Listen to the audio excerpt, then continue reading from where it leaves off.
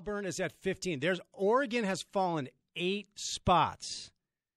That is much lower than I anticipated. Oregon is at 14, man. That's bad news for the Utes. Auburn at 15, Oregon at 14, which should tell us a lot.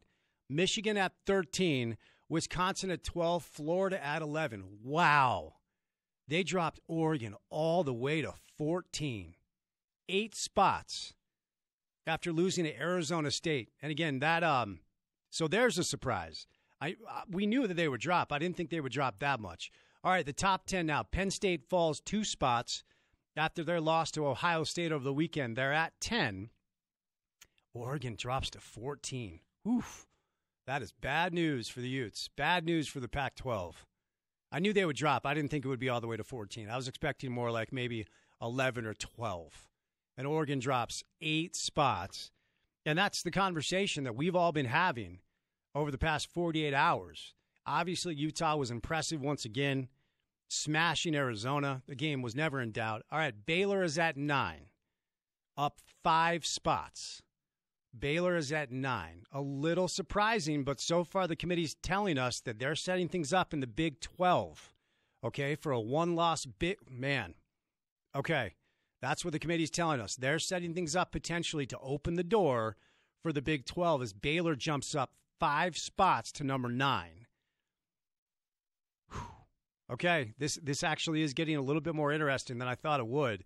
But back to the conversation we've been having for the past 48 hours, and that is the reverberations of Oregon's loss to ASU, what it means for Oregon, what it means for the Pac-12, and what it means for Utah.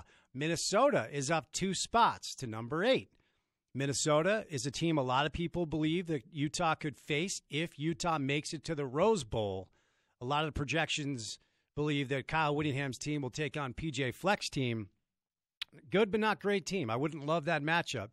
I think Utah is a better program. Minnesota, of course, a couple of weeks ago lost to Iowa. So in case you're just hopping in your car and turning on your radio, Oregon has dropped 8 spots to 14 in the college football playoff rankings, and that is bad news for the University of Utah. Bad news for the Utes. And, of course, it's what we've been talking about. All right, Oklahoma is up 2 spots to number 7. What the committee's telling us right now is a one-loss Oklahoma team at 7 and a one-loss Baylor team at 9. In a Big 12 championship game, they have an opportunity to move up. And that's not something that I saw coming. All right, so they're taking a little bit of a break, but that is the top 7. Top 6 coming up in just a little bit. And if you're just hopping in your car and turning on your radio, top 6 should be consensus. And we talked about this on the other side before we join you for the 5 o'clock hour, expecting it to look like this. LSU 1, Ohio State 2, Clemson 3, Georgia 4, Bama 5, Utah 6. Now, is there any wiggle room? Will the committee say, okay, the Utes continue to be impressive? Alabama lost their starting quarterback in Tua Tagovailoa, and even though they smashed Western Carolina, that's a glorified bye. One of the messages I hope the committee sends to the college football world is pick up the phone and schedule big boys out of conference. Alabama should not be allowed a week before the Iron Bowl when they play Auburn. It was a bye before their biggest game of the season. It's ridiculous. Okay, so my hope is the committee will send a message across the college football landscape that is not okay. All right, now we prepare for the unveiling of the top 6, and we anticipate the Utes will be probably at 6. Maybe they move up to number 5. The number 1 team in the nation is Ohio State. The number 1 team in the nation is Ohio State. I've been saying it for about a month and a half. I think they're the best team in college football. And the committee agrees with that. Now, Ohio State, by the way, is at the Big House this weekend to take on a Michigan team that hasn't lost at home. Now, the Buckeyes are an 8.5-point favorite, so not many people believe an upset is possible. All I'm saying is Jim Harbaugh at home, Jay Patterson at home, their quarterback. They play much better in Ann Arbor than they do on the road. It would be a massive upset because Ohio State has talent across the board. So Ohio State comes in at 1. LSU comes in at number 2. A lot of people believe that the committee is going to do what they can to position the SEC to get at least 2 teams in the Final Four. And we obviously know LSU, undefeated, the very definition of controlling their own destiny. Utah State fans know how good LSU is on both sides of the football. I have some questions about them defensively, but is it a situation where their offense scores so fast and so much they leave their defense a little bit vulnerable? Nobody's going to argue their talent. Nobody's going to argue their pedigree. They haven't lost a game all year long. They beat Bama in Tuscaloosa. They have Texas A&M in Baton Rouge coming up this weekend at Tiger Stadium. They're a 16.5-point favorite. I think the only pitfall that they're going to be potentially facing will be Georgia in the title game. Clemson comes in at 3. So as it is now, you would see a LSU-Clemson college football semifinal. So Ohio State is 1. LSU is 2. Clemson comes in at 3. So the only surprise in the top 4 is they swapped Ohio State and LSU. Okay, so we'll see what happens here at number 4 as it's Georgia, as expected. So if it started today, it's Ohio State 1. They would play Georgia, number 4, in the first college football semifinal, and they would face the winner of LSU-Clemson on the other side. Okay, now they're going to unveil 5 and 6. Here's where it gets interesting for the University of Utah. I'm expecting Bama at 5 and Utah at 6. We'll see if the committee surprises all of us, rewards the Utes for stomping the past 7 opponents they've had, exception of Washington, but they win that game on the road. And will they continue to reward Alabama? And Alabama is at number 5. There it is. All right, so not too surprising. Bama at 5, Utah at 6. Ohio State's 1. LSU 2, Clemson 3, Georgia's 4, Alabama's at 5, and Utah is at 6. I am a little bit disappointed, but not surprised. Part of me hoped that the committee might reward the University of Utah for beating and stomping everybody in front of them and not necessarily reward Alabama for continuing to schedule cakewalk teams.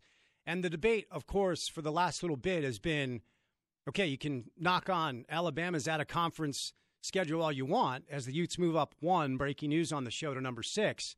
But you have to acknowledge the fact that Utah didn't play a tough out-of-conference schedule either. Bama's best out-of-conference win was what? Duke? And Utah's is BYU. The BYU win looking a little bit better as of late as the Cougars have won 6 straight, although the competition, as we all know, has not been very good. So there you have it. Ohio State. They are now the number 1 team in the country. Then you're looking at Ohio State, Clemson, Georgia, Bama, Utah. The top 10 looks like this: Oklahoma, Minnesota, Baylor, Penn State. Round out your top 10. Florida comes in at 11. The big piece of breaking news is we knew Oregon would drop. I'm not sure anybody thought they would drop 8 spots. Oregon is at number 14.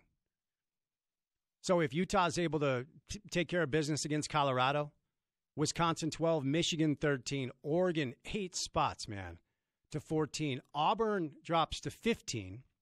Notre Dame at 16. So what the committee just told us here is a Big 12 championship game is going to pit 2 teams that they like an awful lot in Oklahoma and Baylor. And the best shot Utah has to make one more statement is going to be a team that was thought to be borderline top 5 and now is borderline top 15 as the Ducks drop all the way to number 14. Also of note locally is Boise State. Curb stomp Utah State. They're at 20. That's a team that BYU did beat. Now remember, if you're a Utah fan, you want that BYU win to look better and better and better every single week, as good as it possibly can. And so BYU at this point has a win over number 20, Boise State, and then USC at number 22. Okay, so USC at 22 is something to take note of because maybe that loss isn't near as bad as a lot of people thought for the Utes. And then a win that Utah has against BYU. BYU has 2 wins over teams in the top 25, USC at 22, and then Boise at 20. Again, Ohio State's 1, Clemson's at 2, so they swap spots. Ohio State's 1, LSU is at 2, so they swap spots. Clemson is at 3, Georgia is at 4, Bama is at 5, Utah is at 6. So what you're cheering for is obvious. Go out and buy your Auburn gear all week long if you're a Ute fan.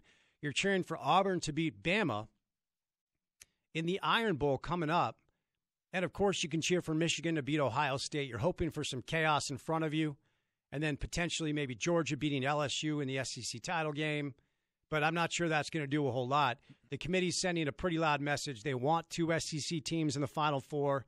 And there's potential as a result of Baylor moving up and Oklahoma moving up that a 1-loss Big 12 champ will look better than a 1-loss Pac-12 champ.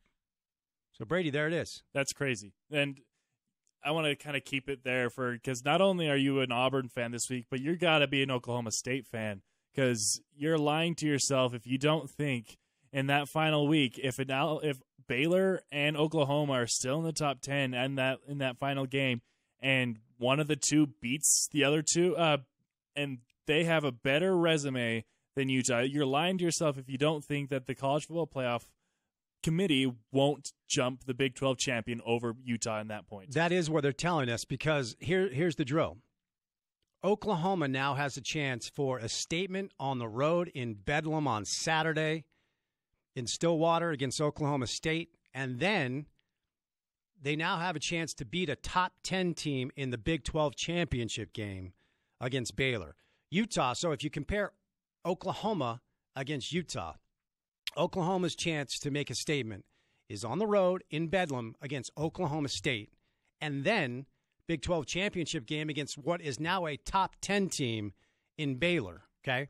What Utah has is a home game against Colorado, who's not good, and Utah is a 28.5-point favorite, and now a chance in the Pac-12 championship game to play a team that last week was 6 and is now 14, Oregon drops from 6 to 14. Baylor moves up into the top 10. And what the committee just told all of us is they're leaving the door open for the Big 12. Okay? They're not shutting the door on the Pac-12, but they're making it a lot more difficult. So I'm not sure that today's great news, to be honest with you, for the University of Utah. It's not catastrophic because we thought the Utes would be at 6. And again, when you look at the positives, USC's at 22, Boise State's at 20. Everybody's yelling about the fact that Utah's only somewhat decent out-of-conference win is BYU. Maybe that win looks better because BYU beat both USC and Boise State. I mean, this is the game you have to play when you're a college football fan. This is what you have to do is you read a little bit between the lines. But with Oregon dropping all the way to 14, Baylor moving up into the top 10, and Oklahoma moving up as well, the committee just left the door open a little bit wider for the Big 12 than it did for the Pac-12. That's ultimately what it comes down to. It's crazy. And, it's going to be really unfortunate because and that's what happens when Oregon lost to Arizona State. That flipped.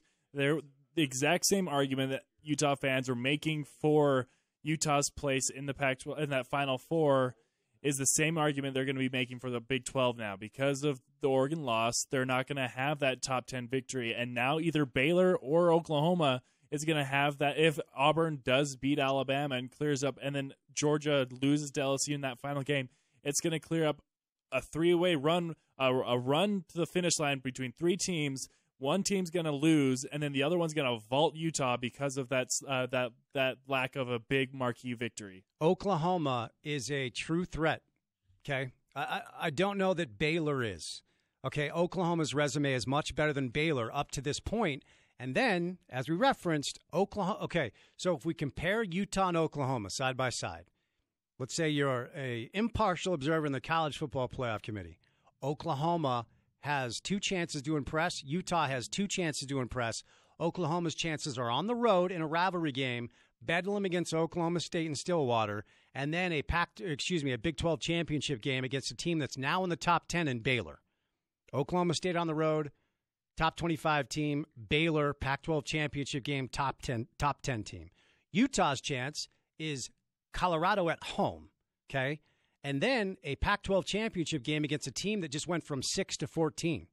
The committee just told us that they left the door open a little bit wider for the Big 12 than they did for the Pac-12.